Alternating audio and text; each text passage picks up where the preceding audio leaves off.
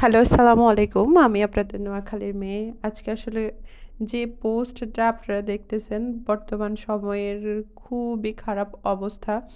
মানুষদের কষ্ট, দুর্দশা, আল্লাহ ছাড়া এখন এই মুহূর্তে রক্ষা করার মতো আমাদেরকে কেউ নেই। মহান আল্লাহ তাআলা সবাইকে হেফাজত করুক। আল্লাহ তুমি সবাইকে রক্ষা করো এই বন্যার কবল থেকে।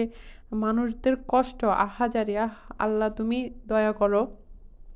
বৃষ্টির পানিতে বেশিরভাগ ঘর-বাড়ি সব ডুবে যাচ্ছে। নোয়াখালী, ফেনী